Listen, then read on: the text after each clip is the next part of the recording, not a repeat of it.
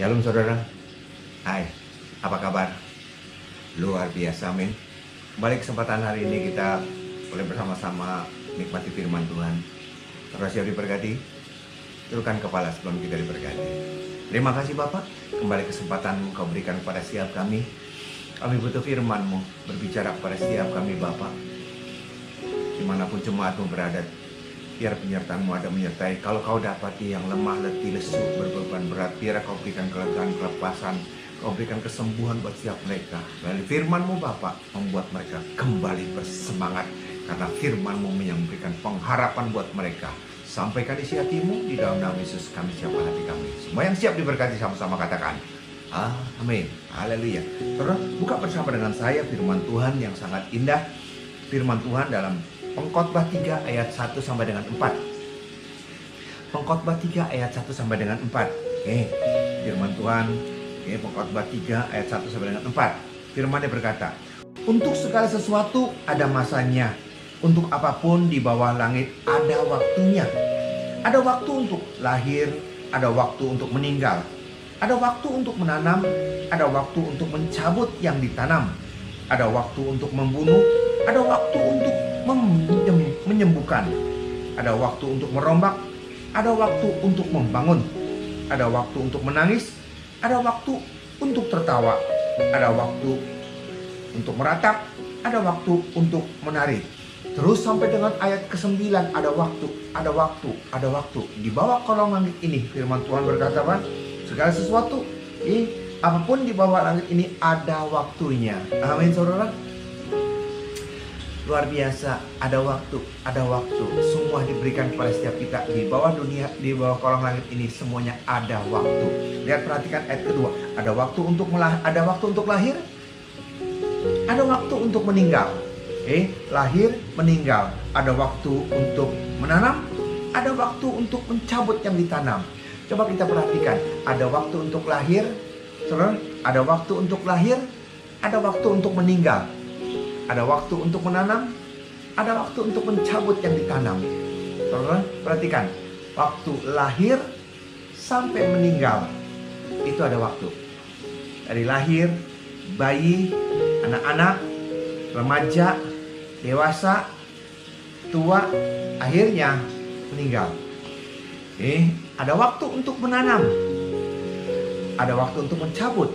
Dari menanam sampai mencabut, kita tanam benih, kita siram, kita rawat, kita pupuk. Akhirnya sampai tua kita cabut, kita tebang. Dari pembacaan firman Tuhan ini ada pembelajaran apa buat setiap kita? Dengan kata lain, firman Tuhan mau berkata, di bawah kolong langit ini, di dunia ini, segala sesuatu ada waktunya. Waktu lahir, waktu meninggal. Dan kesempatan antara waktu lahir dan waktu meninggal, inilah kesempatan. Inilah kesempatan. Tidak mungkin lahir langsung mati. Tidak mungkin tanam langsung dicabut. Pasti ada pertumbuhan. Itu yang terjadi. Saudara, kesempatan diberikan kepada saudara dan saya. Kita semua sama-sama punya waktu 1 kali 24 jam. Orang pinter, orang bodoh, orang miskin, orang kaya, laki, perempuan, waktu sama 1 kali 24 jam. Tapi yang membedakan adalah ada yang berhasil dan ada yang tidak berhasil. Ada yang kaya, ada yang miskin, ada yang maju, ada yang tidak maju. Masalahnya, apakah mereka mengambil kesempatan ini? Apakah mereka mengambil kesempatan, menggunakan kesempatan ini dengan baik sehingga mereka jadi berhasil, mereka jadi sukses? Bukan semata-mata orang pintar, tetapi dia punya kesempatan karena dia tahu dia kurang pintar, dia giat, dia rajin, dia tekun. Disitulah letak keberhasilannya. Saudara, kesempatan diberikan kepada saudara dan saya, kesempatan yang sama. Kita tidak bisa ngiri, kita tidak bisa berkata, oh dia punya waktu lebih banyak dari kita. Tidak, semuanya sama, 1 kali 24 jam. Ada juga pepatah berkata, hidup itu seperti roda. Kadang-kadang di atas, kadang-kadang di bawah. Kalau di atas orang berkata, hati-hati ya, jangan sombong. nanti kamu jatuh. Oke. Tapi kalau buat mereka yang ada di bawah, orang dunia berkata gini, sabar, tidak untuk selamanya kamu di situ, nanti juga kamu naik di atas. Saudara, itu yang terjadi. Waktu diberikan kepada setiap kita, kesempatan. Dan kalau kesempatan ada menyertai setiap kita, kesempatan diberikan kepada saudara, kesempatan diberikan kepada saya. Dan kenapa diberikan kesempatan seperti ini? Tuhan memberikan kesempatan seperti ini buat saudara dan saya. Tujuan daripada kesempatan itu apa sih? Kita belajar di Alkitab. Kita belajar di Alkitab supaya jangan kita nyesel. Sesudah lewat segala sesuatu kita baru nyesel. Aduh sayang ya, kenapa. Itu yang terjadi. Kesempatan. Mari kita buka firman Tuhan. Saudara, Keluaran 13 ayat 17 sampai dengan 18. Setelah Firaun membiarkan bangsa itu pergi, Allah tidak menuntun mereka melalui jalan ke negeri orang Filistin. Walaupun jalan ini yang paling dekat, Tuhan tidak bawa langsung ke sana. Sebab firman Allah, jangan-jangan bangsa itu menyesal apabila mereka menghadapi peperangan, sehingga mereka kembali ke Mesir. 18. Tetapi Allah menuntun bangsa itu berputar melalui jalan di padang gurun menuju ke Laut Tebrau. Dengan siap sedia berperang, berjalanlah orang Israel dari tanah Mesir. Ini yang terjadi. Saudara, saat umat Israel keluar dari Mesir, Tuhan tidak membawa kepada jalan yang lebih ringan, lebih cepat. Saudara, kalau kita jalan langsung, tidak putar lagi, nggak lebih dari 2 minggu, 12 hari, nggak lebih dari 2 minggu itu bisa sampai. Tapi Tuhan sengaja dibikin putar dulu. Artinya apa? Kalau langsung dalam 2 minggu itu langsung perang, mereka tuh nggak siap. Tapi dibikin putar dulu, dipersiapkan semua mereka untuk siap berperang. Saudara, kenapa mereka harus dipersiapkan seperti itu? Saudara, masalahnya seperti ini. Untuk bisa mengubah, untuk bisa mengubah mentalitas budak menjadi mentalitas bos, itu tidak mudah. Saudara, mereka sudah terbiasa, mentalitas mereka, mentalnya adalah mental budak. Sekarang mereka bebas dari Mesir, mereka dipersiapkan menjadi bos karena mereka punya tanah sendiri nanti di tanah Kanaan. Mereka yang tadinya diperbudak, mereka yang tadinya diperintah, mereka sekarang memerintah sendiri karena mereka sudah bebas dari perbudakan. Dan mentalitas seperti inilah, mentalitas seperti ini Tuhan mau dengan dibikin berputar seperti itu, tujuannya untuk mempersiapkan mentalnya. Saudara, contohnya mental budaknya seperti ini. Mental budaknya seperti ini. Saat mereka tidak punya air, mereka menjerit kepada Musa. Musa, tidak ada air. Apakah kurang kuburan? Engkau bawa kami ke tempat ini untuk membunuh kami. Kurang air, mereka menjerit. Tidak ada makanan, mereka menjerit. Mereka kepengen kembali ke Mesir. Orang kurang daging, mereka tidak biasa makan, tidak kepingin makan daging, mereka menjerit. Musa, kenapa? Itu yang terjadi, saudara. Itu mental budak. Kenapa saya bilang berkata mental budak? Karena waktu mereka diperbudak, tugas mereka cuma satu: datang, kerja, makan, pulang. Kerja, makan, minum disiapkan, kerja lagi, pulang, tidur. Besok kerja, makan, minum, kerja, tidur. Makan, kerja, makan, kerja, makan, kerja. Itu yang terjadi dan itu yang sudah ada dalam pikiran mereka. Jadi mereka sudah tidak terbiasa. Tidak terbiasa dari mental seperti ini, kemudian mental minta-minta seperti ini, kemudian cari sendiri atau cari sendiri. Mereka tuh tidak siap seperti itu. Mereka harus dipersiapkan gitu loh. Dan ini yang susah. Mental orang budak. Dan kemudian dari mental budak ke jadi bos, mereka tuh tidak siap seperti itu. Kemudian mereka tuh tidak biasa, biasa diperintah oleh manusia, sekarang diperintah oleh Allah. Tadinya diperintah oleh manusia kelihatan, sekarang diperintah oleh Allah yang tidak kelihatan, tapi nyata kuasa luar biasa. Kita lihat contohnya. Kita lihat contohnya, saudara, di dalam Keluaran 14 ayat 19-20. Kemudian bergeraklah malaikat Allah yang tadinya berjalan di depan antara Israel di depan tentara Israel, lalu berjalan di belakang mereka, dan tiang awan itu bergerak dari depan mereka lalu berdiri di belakang mereka. Demikianlah tiang itu berdiri di antara tentara orang Mesir dan tentara orang Israel, dan oleh karena awan itu menimbulkan kegelapan, maka malam itu lewat sehingga yang satu tidak dapat mendekati yang lain semalam-malaman itu. Lihat saudara, penyertaan Tuhan luar biasa. Malaikat yang awan tadi ada di depan, antara di sini orang Mesir yang kembali mau nyusul, orang Israel. Tadinya malaikat tiang awan di sini, jadi tiang awan di tengah-tengah ini. Jadi mereka tuh terhalang, orang-orang Mesir tuh terhalang untuk bisa mencapai orang-orang Israel. Tapi mereka tidak mengerti ini penyertaan Tuhan luar biasa. Memang tidak kelihatan Tuhan, tetapi nyata perbuatannya, nyata kuasanya buat setiap kita. Saudara, kalau diberikan kesempatan buat saudara dan saya, kalau diberikan kesempatan buat saudara dan saya, apakah kita akan memanfaatkan kesempatan itu atau tidak? Kesempatan untuk kita mengerti mentalitas kita. Kita harus mengerti, merubah mentalitas kita dari budak menjadi bos. Kita harus siapkan diri kita. Ingat saudara, kita dulu budak daripada setan. Kita orang-orang yang berdosa. Kita dibebaskan oleh Tuhan Yesus dengan diselamatkan oleh Dia. Dan kita di sini harus mempersiapkan diri kita, meninggalkan semua yang pernah kita lakukan waktu kita belum mengenal Dia. Dulu kita budaknya setan, dulu kita budaknya dosa, dan sekarang begitu kita terima Dia sebagai Tuhan dan Juru Selamat, kita dibebaskan, bebas daripada semua, dan diperintah oleh, bukan lagi diperintah oleh si setan, tapi kita diperintah oleh Allah yang hidup. Amin.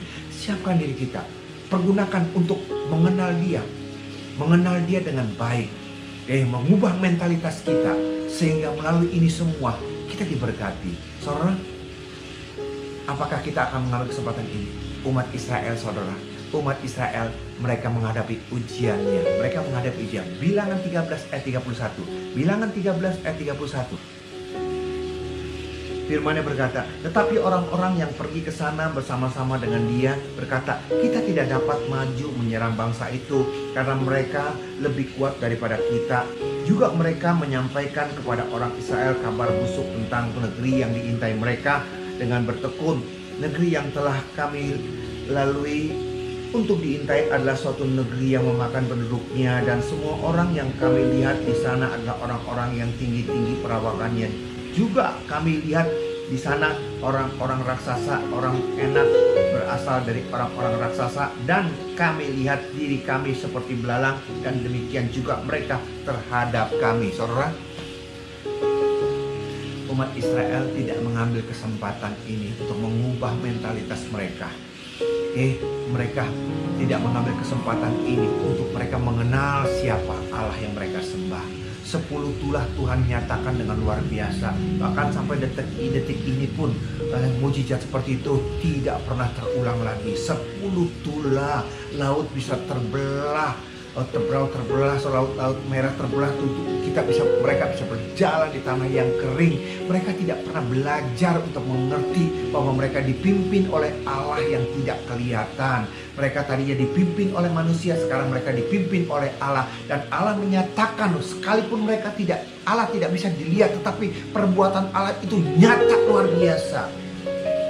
Saat mereka diperhadapkan dengan tentara-tentara, orang-orang Kanaan besar, gede, raksasa, mereka takut. Saudara, maaf, mereka boleh besar, masalah boleh besar, masalah boleh sulit, tapi masalahnya bukan kita yang berperang, tetapi Dia yang menyertai kita, yang berperang buat kita. Sebesar apapun, bukan kita yang berperang, tetapi Dia yang berperang buat kita. Saudara, kalau Dia yang berperang buat kita, apa masalahnya? Sebesar apapun pasti kalah. Karena apa? Karena tidak ada yang lebih besar, tidak ada yang lebih hebat daripada Allah. Dia nyatakan luar biasa. Yang 10 tulah Dia nyatakan luar biasa. Kalau ada katak, ada nyamuk, ada penyakit sampar, ada kegelapan, Dia bisa melakukan segala sesuatu. Dan hari ini, kalau kita diizinkan menghadapi raksasa-raksasa itu, kalau kita diizinkan untuk melihat tanah-tanah Kanaan yang dimana ada penghuninya, ada tentaranya, mereka berkubu, mereka raksasa, mereka besar, mereka terlatih, apapun itu, saudara, percayalah, Tuhan kita lebih besar daripada itu semua. Ada amin? Hendaklah kesempatan yang diberikan kepada setiap kita manfaatkan dengan maksimal. Saudara, itu yang terjadi. Hari ini saya bisa ada di tempat ini karena saya mengambil kesempatan itu. Gembala sidang memerintahkan semua koordinator harus kuliah. Jujur, saat itu usia saya sudah 45 tahun. Untuk apa lagi saya kuliah? Saya lagi bisnis, otak sudah keras, ayat sudah tidak bisa masuk lagi, hafalan sudah tidak bisa. Tapi karena gembala sidang suruh kuliah, ya saya ambil kesempatan, dibayarin sama Tiberias, saya masuk, saya kuliah. Saudara, kalau saya tidak mengambil kesempatan itu untuk kuliah, saya tidak mungkin hari ini bisa ada di tempat ini. Saya tidak mungkin hari ini saya bisa berkhotbah. Saya ambil kesempatan, akhirnya saya lulus, dan akhirnya saya bisa melayani. Saudara, segala sesuatu ada waktunya. Bagaimana kita memanfaatkan kesempatan yang diberikan itu? Umat Israel diberikan kesempatan untuk belajar mengenal, untuk belajar mengubah mentalitas seorang budak menjadi bos, tapi mereka tidak belajar dengan baik. Saat ujian tanah Kanaan tinggal selangkah lagi, mereka gagal. Mereka lihat persoalan, mereka melihat masalah, mereka lihat raksasa. Mereka tidak melihat Tuhan yang menyelamatkan mereka, Tuhan yang melepaskan mereka, Tuhan yang begitu luar biasa. Mereka tidak lihat. Siapapun kita, apapun yang kita lihat akan menjadi besar, dan apa yang tidak kita lihat menjadi kecil. Mereka melihat persoalan akan menjadi besar. Mereka tidak melihat Allah. Sepertinya Allah jadi makin kecil, tidak ada artinya, tidak ada berdaya. Salah. Hari ini siapapun kita di tempat ini, ambil kesempatan itu untuk kita bisa maju. Ada amin? Perhatikan saudara. Lihat Lukas 12 ayat 16 sampai dengan 20. Firman-Nya. Kemudian ia mengatakan kepada mereka suatu perumpamaan, katanya, ada seorang kaya, tanahnya berlimpah-limpah hasilnya. Lihat, tanahnya berlimpah-limpah hasilnya. Biasanya orang kalau punya tanah, orang kaya, tanahnya dibiarkan sehingga yang ada yang keluar cuman ilalang. Tapi orang kaya ini luar biasa. Dia tidak biarkan tanah itu nganggur, dia tanami sehingga tanah itu berlimpah-limpah hasilnya. Ini orang kaya luar biasa. Ia bertanya dalam hatinya, apakah yang aku harus perbuat? Sebab aku tidak mempunyai tempat di mana aku dapat menyimpan hasil tanahku. Artinya apa, saudara? Hasil tanahnya dia simpan. Biasakan hukum ekonomi, begitu barang banyak, harga turun. Orang-orang semua panen, dia tahan tidak jual. Begitu hasil panen orang-orang sudah habis, dia punya stok, dan saat itu dia jual. Saat dia jual, harganya naik. Barang banyak, harga turun. Barang sedikit, harga naik. Ini orang ahli ekonomi banget. Orang kaya, ahli ekonomi banget dia. Terus, lalu katanya, inilah yang akan aku perbuat. Aku akan merombak lumbung-lumbungku, dan aku akan mendirikannya lebih besar, dan akan menyimpannya di dalam segala gandum dan barang-barangku. Lihat, dia bikin gudang. Dia simpan dulu, supaya waktu orang-orang kekurangan, orang-orang habis, barang-barang tidak ada, dia jual dengan harga yang mahal. Ini pintar banget. Sesudah itu aku akan berkata kepada jiwaku, jiwaku, ada padamu banyak barang tertimbun untuk bertahun-tahun lamanya. Beristirahatlah, makanlah, minumlah, dan bersenang-senanglah. Ini orang luar biasa, saudara. Dia bisa cari duit, dan dia bisa menikmati. Makanya saudara kalau berdoa, saudara harus berdoanya dua. bisa minta diberkati dan bisa menikmati berkat. Ini orang bisa diberkati. Orang ini diberkati dan bisa juga menikmati berkat. Tapi endingnya yang tidak enak. Tapi firman Allah kepadanya, hai engkau orang bodoh, pada malam ini juga jiwamu akan diambil daripadamu, dan apa yang telah kau sediakan untuk siapakah itu nanti? Demikianlah jadinya dengan orang yang mengumpulkan harta bagi dirinya sendiri, jikalau ia tidak kaya di hadapan Allah. Saudara, orang ini pandai luar biasa, cerdik luar biasa, ahli ekonomi, strateginya bagus. Tapi satu hal, walaupun dia bisa diberkati, dia bisa menikmati berkat, tetapi satu hal, hari ini juga itu akan diambil, saudara, dan dia meninggal. Buat apa itu semua? Saudara, kalau kita diberikan kesempatan untuk menjadi sukses, berhasil, kaya, untuk apa itu? Apakah untuk diri kita sendiri? Kalau kita diberi kepercayaan untuk diberi kesempatan untuk kita menjadi seorang yang sukses dan berhasil, kita harus menjadi berkat. Karena apa? Karena segala sesuatu adalah kesempatan. Kesempatan untuk kita diberkati, dan kesempatan itu untuk kita berikan kepada orang-orang sekitar kita. Tujuannya adalah satu, supaya nama Tuhan dimuliakan. Dan dengan kita melakukan seperti ini, dan Tuhan akan melipat gandakan lebih lagi. Ada amin? Saudara, ini yang terjadi. Jadi kita kalau diberikan kesempatan untuk kita punya perusahaan, kita diberikan kesempatan punya toko, kita diberikan kesempatan menjadi orang kaya, orang sukses dan berhasil. Saudara, goalnya apa? Tujuan daripada itu semua apa? Jangan seperti orang kaya ini. Tujuannya hanya untuk diri dia sendiri, dan dia tidak peduli dengan orang lain. Yang dia pedulikan cuma satu, bagaimana hasilnya berlimpah, bagaimana hasilnya dijualnya, kapan dijualnya, harganya berapa. Dia benar-benar perhitungan dengan baik, tetapi dia lupa satu, dia tidak berkuasa atas hidup dia. Dan hari ini juga Tuhan berkata, nyawamu engkau mati, untuk apakah itu semua? Saudara, oleh karena itu hendaklah kita cerdik, hendaklah kita mengerti. Jangan melulu kita memikirkan perkara-perkara di dunia ini, tapi kita harus memikirkan perkara-perkara kalau kita sudah terima dari supaya Tuhan juru selamat, kalau kita sudah diselamatkan, hendaklah kita berpikir perkara-perkara yang rohani, perkara-perkara yang di atas, dan bukan perkara-perkara semata-mata, perkara-perkara yang di bawah semata-mata. Karena kita tahu endingnya sampai kemana. Ada amin, saudara? Pergunakan kesempatan itu dengan baik. Saya ingat dengan satu catat ilustrasi yang luar biasa. Ada seorang ibu, usianya 50 tahun. Dia masuk ke rumah sakit, dia di ICU. Pada suatu malam, dia antara sadar dan tidak sadar.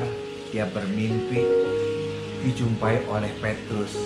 Dan Petrus berkata, "Ibu, engkau diberikan kesempatan lagi 15 tahun. Engkau diberikan kesempatan 15 tahun. Belum waktunya engkau meninggal." Wih, saudara, begitu dia bangun, luar biasa. Saat itu, hari itu juga dia merasa sehat, dia merasa sembuh. Dia sehat, dia sembuh. Dan dia berkata, aku punya waktu 15 tahun.